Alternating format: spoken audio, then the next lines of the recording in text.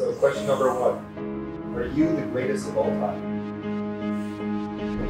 In the world of competitive gaming, few names resonate like Bugha, a prodigy from Pennsylvania who changed the landscape of esports forever. While many are familiar with his iconic victories and challenging setbacks, you know the full story behind the strategic triumphs and unexpected downfalls that have defined his career. Today, that changes.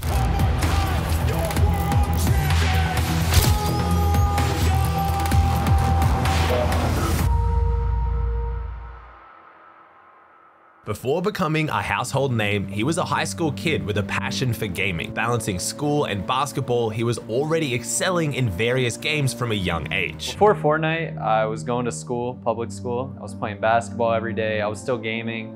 I was playing some mobile games, some PC, some console.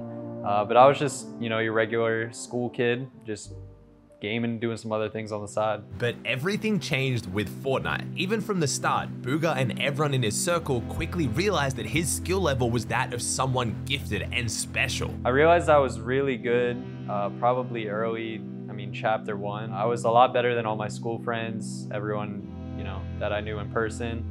And when I got online, I was pretty good as well. A game that started as a pastime would quickly morph into a platform for his unparalleled success. Got into competitive Fortnite, not even on purpose, kind of by mistake. I was just playing Fortnite for fun and I was getting really good and I kind of just wanted more of a challenge.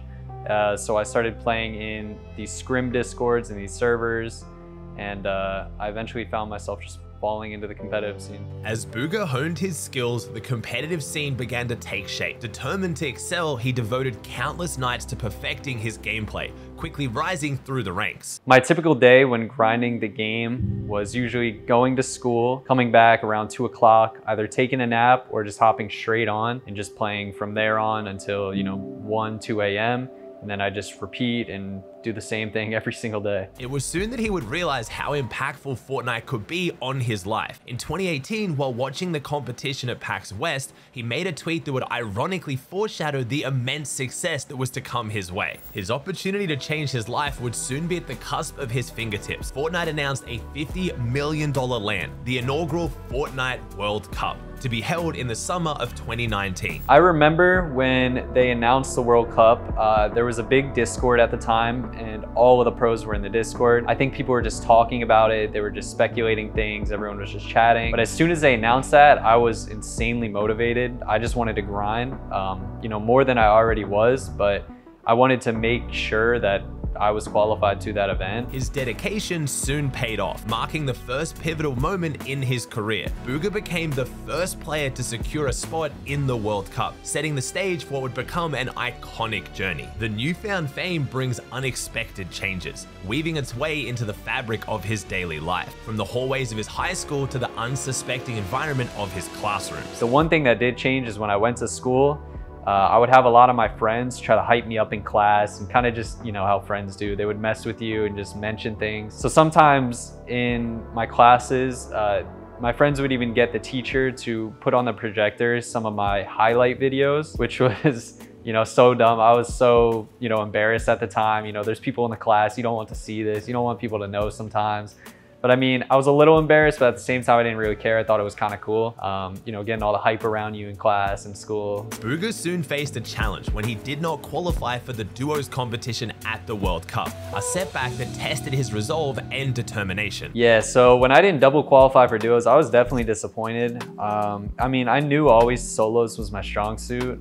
Duos was a little bit different because I had to kind of rely on the IGL, and it was a bit different with how you could make plays and the way things would turn out. But I remember week 2 of World Cup, which was the first duo qualifier, I got 6th place. We were, so close. We were like 2 points off of the qualifier. But then every other week after that, we just kept going down and down and down and doing worse. So I don't know. It is what it is. Maybe it worked out in my favor because if I would have qualified, maybe I would have put time on duos more and I wouldn't have all in on solos and, been as confident as I was. So yeah, I guess it happens for a reason. Now, it was time for all of his hard work to be put to the ultimate test on the ultimate stage, the World Cup. Yeah, walking into the stadium for the first time, not during the tournament, was pretty crazy, even without the fans being there. it was super surreal. You just walk in and it's this huge arena and it's just, you know, circled around you and closing you in, and you walk up on this stage and, you know, I could see all the fans out once the event actually started. But I think I was just playing the practice all night, going upstairs. I didn't really feel pressure or nervous or any of those things where you can't get sleep. You know, I was just ready to play. I was kind of excited. And then we wake up the next day, we hop on the bus. You know, the one thing my dad was just telling me, he was just like, envision yourself winning the entire time. He was telling me that. As the tournament morning dawned, his confidence was unshakable. Before stepping out to the defining arena of his career, he paused to share a moment of calm assurance with the world, tweeting, "Today's the day." People were sitting on couches, everyone was talking drop spots. Oh, are you landing here? Who's doing this? Who's doing that? And I was just sitting on the couch just like this. I was just chilled out, and I just hopped on my phone and I just tweeted it. I was just super confident, and I mean, yeah. Mere hours later, Bugha would ascend the stage, not just as a competitor, but as the newly crowned Fortnite World Cup solo champion, earning him $3 million and etching his name into esports history forever. And I remember when my parents came out, you know, it was a very emotional moment. They were so proud of me, and like overall, it was just, you know, it was great. And then when I raised the trophy, I didn't really care to cry or anything. I mean, I was just hyped and everyone was celebrating. Or you see the confetti and hear all these things go off, and yeah, I mean, it's a blur now a little bit, but watching videos back on that, it's always cool. The victory at the World Cup catapulted Bugha into instant fame, an overwhelming whirlwind that reshaped his life overnight. From a competitive player to a celebrated icon, his triumph not only earned him the trophy, but also a new, unexpected role under the global spotlight. So the thing with winning World Cup and kind of instantly becoming a celebrity, or just, you know, someone that a lot of people are looking up to now, it was a little weird at first. It definitely took time getting adjusted to. I would say like over the first 2 years even, I still wasn't adjusted completely to it. I mean, I was just so young, and I remember instantly after the World Cup, you know, so many news broadcasters, everything, they just wanted to talk to me. So I was instantly booked for these shows and these things I needed to appear on immediately. So it's like, I didn't really have a choice. I was kind of just forced into that life, and it's like, I mean, it's cool. Everything was cool about it, but it's just, honestly, I don't really think I had a decision. Like instantly after that, everything was just flooded on me, and I was just, you know, I was forced right then and there to do all these things. But I mean, it's cool looking back at. It took time getting adjusted to, and yeah, I mean, I'm so grateful for it all. The spotlight only continued to intensify as Bugha returned to Twitch, where his following had exploded. The platform that once hosted a modest audience for him was now a stage to tens of thousands. Yo, later. Yo, later. Yeah, so going live on Twitch for the first time was crazy. I forget how many viewers I had in my first stream, but I think it was upwards of like 40, 50,000. I could even be more, it could be less. I was getting spammed with subs, and I mean, it was just a crazy feeling. Everyone was just congratulating me, just saying like, yo, you're so good, this, that. And like, I mean, it was a crazy feeling. As his celebrity status cemented, Bugha found himself navigating new partnerships with major brands, enhancing his visibility and influence within and beyond the esports community. Just to name a few, I mean, we had Hollister, Xfinity, Five Below. You know, all those were really cool. I remember Hollister, we dropped some apparel. We had some, you know, we had my name on a shirt, and we had my own design that I got to help with. Despite the accolades and the opportunities, the challenges of sudden fame also surfaced, bringing with them a sense of caution and the need to adapt to a life under the spotlight. It was just the instant success, and like all these people just, you know, flooding me with things that I had to do and I had to, you know, focus on. And I just wanted a game. Like I just wanted to sit there and just play video games every single day.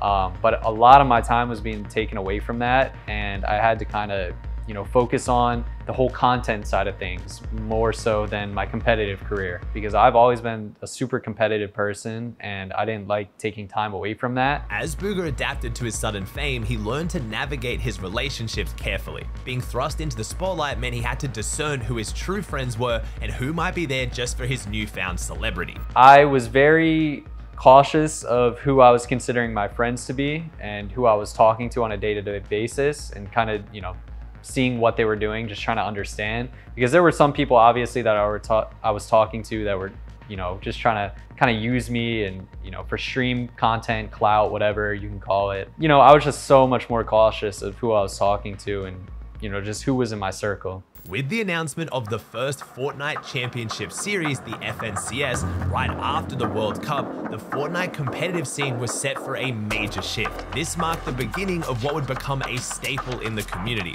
with a series that continues to be the highlight of the competitive calendar. So when Epic first announced, the first FNCS after the World Cup, this was a huge moment in, Fortnite history. This was the start of their championship series, as everyone knows it now, which is still, going on to this day. Nobody really knew what to expect. People saw the prize pools, they were crazy. Everyone was playing, everyone was hyped, and it was trios. I remember picking Stretch as my teammate because he played with Snood and Thwifo, and he had really good comms. That's the one thing I remember. The way he would communicate was really well. He would talk, he would over-communicate things, and he was a good player. So I picked him up. When it came to Clarity G, the way I picked him was just because he had insane aim. I watched a lot of him. He played with like Blue T and somebody else, and I knew he was really crazy. Despite his strategic team formation, their performance fell short, giving Bugha a disappointing 26th place finish. Yeah, so winning World Cup and then getting 26th in the first official event was definitely a terrible feeling. I was contested by these guys that I honestly think we're just contesting for clout. It was one of those things where like, you're obviously better than them, you beat them all the time, but then they just contest because you just won the World Cup and they get, some fame off it, some shine. So that was definitely a little cringe. I didn't enjoy that at all.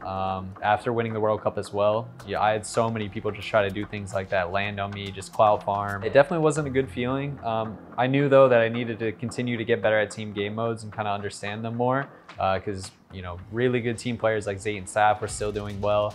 And then Calcazexero and Macwood actually won that. So, all great names that were still doing good in team modes. And, that was just the beginning of me trying to learn and get better. Fortnite soon took the world by storm when its servers went offline for over 2 days, and when they came back online, Fortnite Chapter 2 was released. Alongside this massive update, the announcement of Squad FNCS signaled exciting changes in the competitive scene. Squads was announced. I originally remember trying to play with Zayt, Saf, and Stretch, who were, at that time, the best players in the game.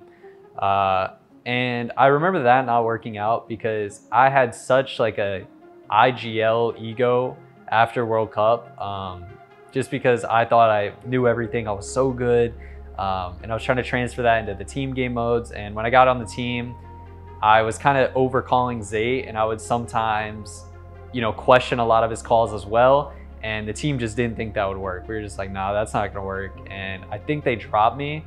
And I remember Stretch didn't end up playing with them either. I think he wanted to come and play with me.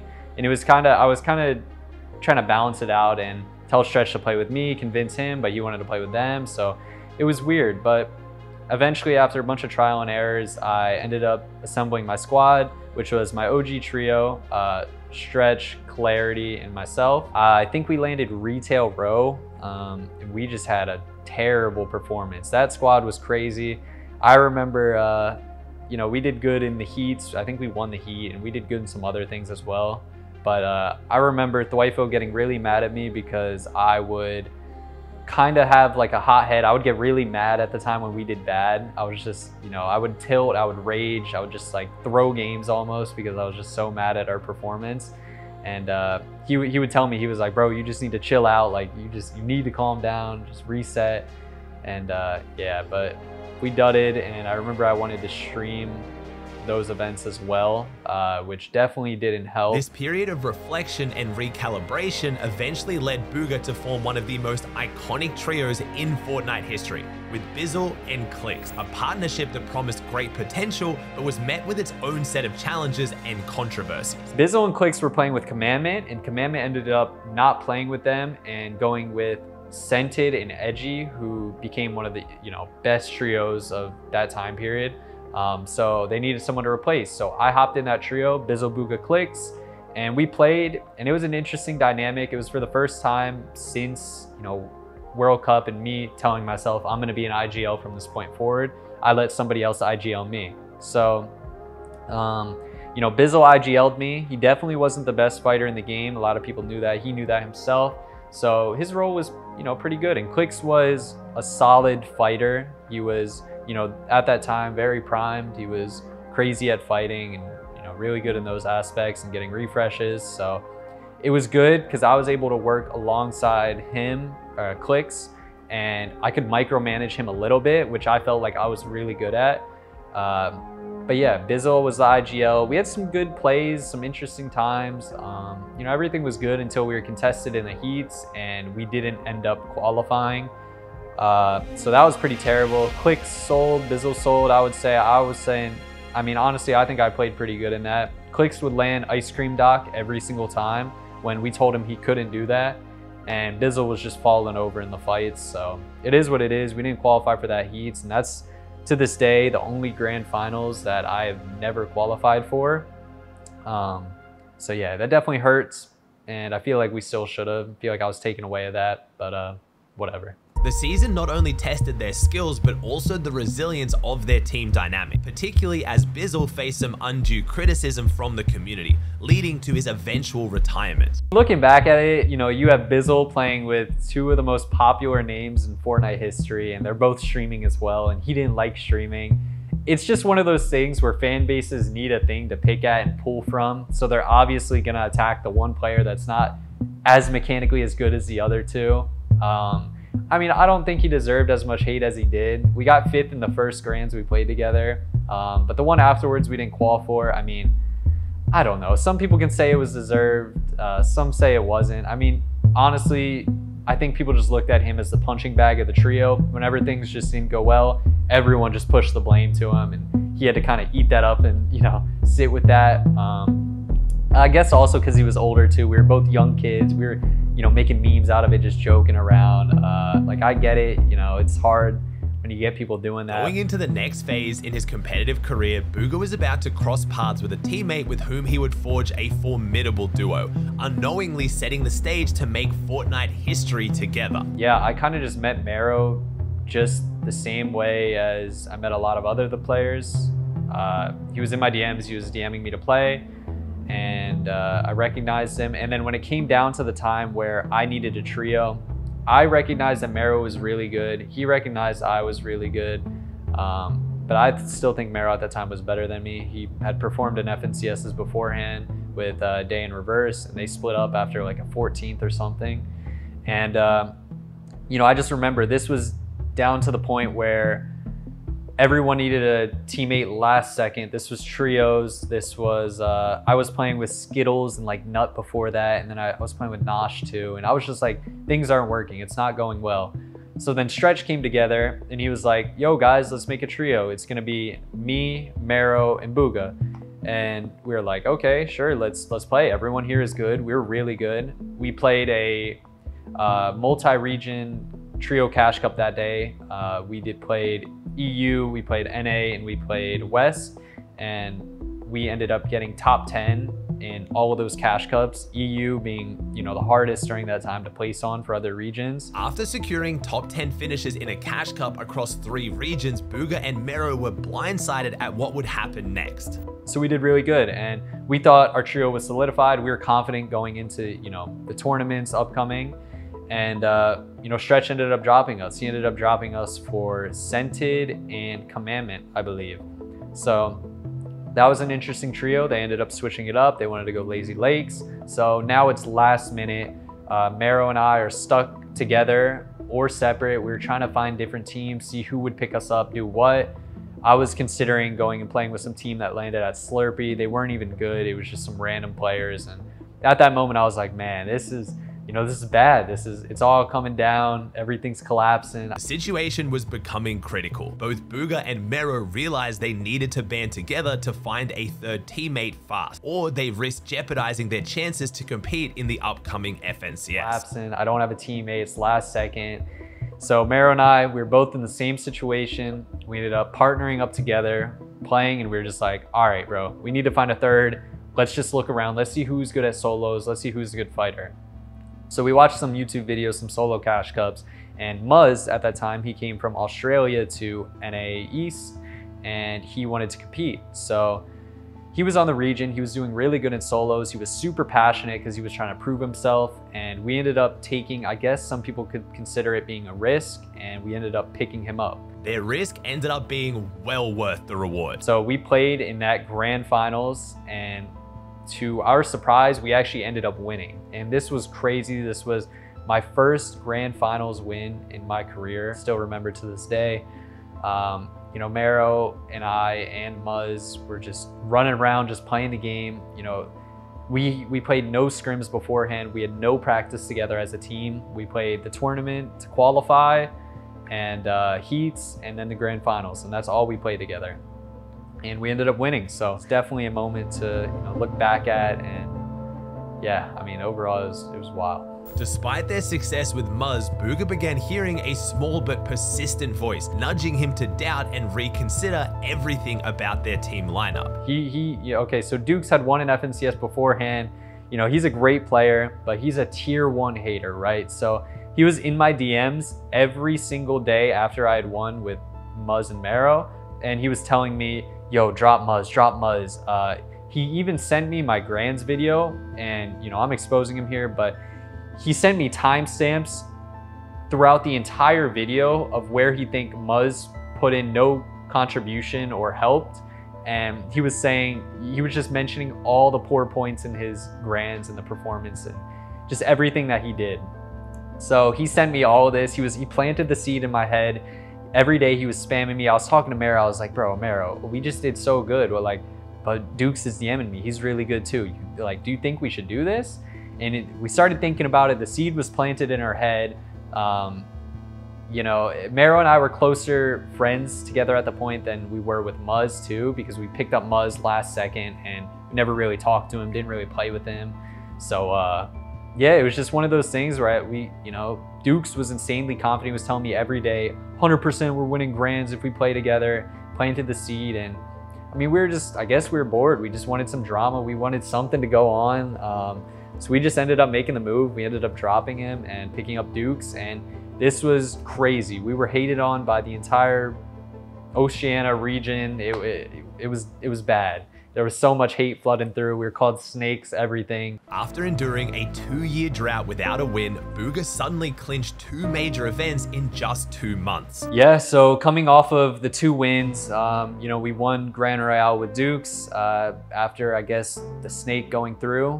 Who knows if we would have won without him? I guess we'll never know, but we ended up winning. So that was really good. It took a little bit of the backlash away from everyone hating and saying it was such a bad decision. And yeah, I ended up like tripling my online earnings, doing really good. And then we ended up going into duos the next season. This was chapter 3. You know, nobody really knew what to expect. They announced it was duos. I'm not sure if people were excited or disappointed in that. After experimenting with competing with Skittles, Bugha still felt something was missing. His gut told him to reunite with a familiar and trusted teammate, one that he couldn't seem to shake. Their results would leave them both dumbfounded. Ended up picking Mero back up again, and we, you know, went on to play. We went on to compete. We did good, and we got to the grand finals, and we ended up winning again. So this was our 3-peat, 3 FNCSs in a row. This was just one of those moments where, you know, Mero and I, we were just like, dude, what have we done? What are we accomplishing? Like, this is so crazy. During the global pandemic, the likelihood of another World Cup or any LAN event seemed bleak. But as 2022 approached, the scene was set for a big comeback, with LAN events poised to return to Fortnite. I think Mero and myself are the best duo of all time. I mean, we had a poor LAN performance, but I mean, I could talk about that. That was a little bit different. But the seasons after, duos that I played with Mero after our 3-peat, we ended up getting 3rd the season after. I guess a little bit could have been due to some pressure maybe. This is when it started sinking in and we were like, okay, how many can we win in a row now? Despite strong performances in the qualifiers, the duo struggled, ultimately resulting in a disappointing outcome at the Invitational. Yeah, this was a time period where Mero and I guess you could say we were like a little frustrated with each other. Mero wanted to land a different drop spot for this LAN tournament. I wanted to stay at our drop because I feel like, you know, I thought people wouldn't want to contest us because of how much we've done here and how much, you know, we've accomplished. Why go to a new spot and contest some people? Like, rather take that risk. And looking back at that, I mean, it was a bad decision on my end. I think Mero, if we would have followed through on that, we could have done a lot better. Soon after the Invitational in Raleigh, Bugha faced a significant career transition as he parted ways with Sentinels, the organization that had been a cornerstone of his professional journey. He then joined Dignitas, marking a new chapter in his evolving career.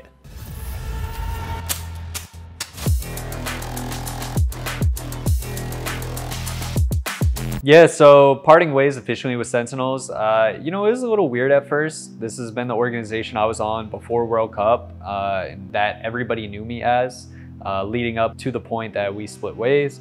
We, you know, mutually parted ways. Things happen the way they do. And yeah, so I was looking for a new organization. Dignitas is up in the scene. You know, they're popping, they got new things going on, and we just ended up working together. We partnered up, did our announcement, everything was going good, and yeah, I mean, here we are today. We're still partnered up, and that's how you're watching this video. As 2023 unfolded, Bugha teamed up with Peterbot, a name that was flooding the competitive scene, a standout player known for his exceptional fighting skills. So, I mean, I just know Peterbot in the scene. You know, he's a crazy fighter. I knew him because he won a grand finals, and you know, he was really good in that. I remember everyone looking back, everyone was watching his videos, they're like, yo, this guy's crazy. Like, you know, you gotta look at him, he's really good. So people knew that he was good. He didn't really have good placements after that win, but I still knew that he was a pretty good player.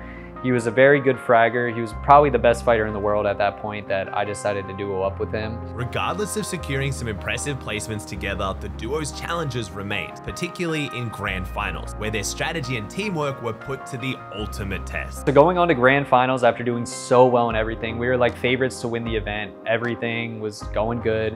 I was confident we had our side of our POI uncontested, and we hop in game one, everything's going good. You know, we're running up, we hop in this, you know, this base, we're looking back, we see Cold and Acorn, right? They go into a bush, and you know, me, you know, I'm peeking my head over, I'm tagging, hitting a few shots. Peter just stands up, just peeks, just gets blasted. 200-0, just over peaks and trades and just dies. Game one of grand finals. It's a dud. You know, they key it, they get the body, I run away, I try to go get the card, and I get keyed on the reboot, and it's a dud. So game one, we're starting off with 0 points. Momentum is killed. And yeah, I mean, from there on, we kind of just did terrible. You know, a little bit because of, or I guess you could say our prep work or maybe some IGLing, but Peter genuinely had some bad sells. I tell him this every single time we talk. He definitely sold that grands bad. After departing from Peterbot, Bugha reunited with Mero, a decision that would soon throw another curveball into his plans. So after the season with Peter, I remember looking at some options, people to play with, and Mero and I decided we were gonna play with each other again. So everything's going good. You know, we announced that we're playing again together. We're, you know, picking out drop spot or whatnot. And, you know, Mero hits me with a paragraph, and I open my phone and I'm like, what is this? And I look at it and it's Mero quitting. And I'm just like, bro, what? How are you quitting on me? And this is like, I think this is literally a week before FNCS starts. This was literally so soon before FNCS. And, you know, he just hits me with I'm done, I'm quitting, I need a break. I'm like, I mean, all right, bro, you do you. I mean, Threats and I ended up playing that FNCS that Mero quit for, and we ended up getting a 5th. And Mero ended up actually coming back to the game that season, playing with a Cooper, this guy named Cooper off of a coin flip, who you guys know now as Dignitas Cooper, and they ended up getting 2nd in that grand. So that was definitely one of those things where I was just like, all right, you know, maybe looking back at it, like, I don't think it was him trying to get away from playing with me as a duo. I mean, I genuinely think he wanted to quit, but I just don't think he could retire from the game. I don't think he could ever give it up. You know, even to this day, I don't think he's giving it up. But yeah, I mean, that was a crazy moment. He ends up outplacing me in that grands too, so it's wild. Bugha reflects on his partnership with Mero with deep pride and a sense of accomplishment. Although they have parted ways for now, their formidable achievements have left a lasting impression on the competitive Fortnite community, solidifying their reputation as perhaps the best duo of all time. I think Mero and myself are the best duo of all time. I mean, we had a poor LAN performance, but I mean, I could talk about that. That was a little bit different. It is what it is. I think we are still the best duo, probably to this day. just I don't know, I think the way we conceptualized the game and understood it and the way we looked at things differently than others just, you know, separated us. But until we play in the future, who knows what'll happen? You know, if we end up playing or if we don't, you know, I guess we'll never know. But until then, I think we're still the best duo, yeah. As the 2023 FNCS Global Championship in Copenhagen loomed, Bugha reflected on past performances and set his sights on redemption. Going to LAN Copenhagen, after the Raleigh performance, you know, I really wanted to do good. We came fresh off of a duo Cash Cup win, Threats and I. We 6-0'd Peterbot in that Cash Cup and we ended up winning it. So we're going straight on to the LAN. You know, we're confident. We thought we could do pretty good. We were landing at this drop spot that some other people wanted to land at as well though. So we get to the grand finals. We're contested yet again by Peterbot. And you know, this was one of those things where we ended up splitting the POI. I ended up taking one side, he took the other. And the side that we ended up splitting for, we had never practiced previously from. We never played from there. We didn't really have experience or loot routes doing anything. So yeah, that grand finals or that tournament was just, you know, really bad. Their preparation met a harsh reality as they navigated the unfamiliar terrain of their drop spot. The short 6-game format of the grand finals left little room for error, magnifying each misstep. You know, really bad. We ended up performing terrible. It was a 6-game format as well, compared to Raleigh, which was a 12-game. So anything can happen in those 6 games, and what happened in ours was terrible. It just didn't go our way. Everything was falling apart. I remember hitting a rock in like middle of a zone once, and it just put me perfectly in a duo's box, and I died. And I just knew how the tournament was going from there. I knew how it was about to be. I was like, wow, this is just bad. While Bugha struggled, his former teammate Mero achieved a landmark victory at the same event, which stirred up complex emotions. Yeah, so seeing Mero win globals after retiring with me, it was definitely one of those moments where I was just, you know, I was happy for him. To be honest, I really was happy for him because I know that Mero is like a really great player. You know, he accomplished, you know, so much throughout his career, but he never had that one thing, the LAN win on top of it. And you know, another thing just from playing with Mero for so long, like a lot of people would hate on him for kind of being controller and just his play style. But I mean, the guy just understands the game in a different way than a lot of players do. And it's hard for people to realize that. They kind of use other excuses and things to understand it. But, you know, I was really happy for him. A lot of people said, you know, 6-game format, you guys pulled every zone, Mickey Mouse to Mero. And it's one of those things where it's just like, if they were put in that position, I don't even know if they would have done the same thing though. Because the way they played that grands out or the LAN out and ended up winning was, you know, crazy. Mero and Cooper both had a lot of kills and just ultimately popped off, kind of the same way that we used to play. So yeah, it definitely hurt a little seeing him win, just thinking, wow, that, you know, that could have been me and him. Or it couldn't have, you know. You know, maybe we would have played it different, our play style. I'm sure Mero was IGLing a little bit more in that LAN compared to Cooper. But yeah, it is what it is. I mean, still to this day, I'm super proud of him, happy for him. 2024 unfolded, Bugha faced unexpected challenges. His reputation had taken hits, and for the first time, he found himself scrambling for a duo partner as the competitive season began. Yeah, so going into, you know, the start of this chapter even, I really didn't have any duo options. It was coming down to the end, and I forget who I was even asking to play, but a lot of people didn't see me as a good player going to that point. I think it was after the LAN, my name was slandered a little, and this is the one thing I realized after that LAN. If you're going down in a LAN, you gotta take your team out with you. You gotta mention how they played bad, they did something wrong. You gotta slander their name too, because if you don't, your name is gonna get slandered and it's just gonna be all bad. I had 0 duo options, and you know, I ended up playing with this guy named Aviv, who I'm still playing with to this day. Alongside Aviv, Bugha rediscovered his form, securing a finish that bolstered his confidence but also re-established his reputation as one of the top IGLs in North America. He really didn't have any good grand finals performances before this. He had an 8th place, I think, at max. And yeah, I ended up playing with him. We got third in the grand finals, and this kind of brought me back into people's eyes as, you know, a very good IGL still, you know, still a good player. So yeah, this was definitely not disappointing for me. I mean, I think we could have won. I don't know. I think Acorn and Cold, you know, played it very well. They got a lot of points. Peter had a really good drop spot as well.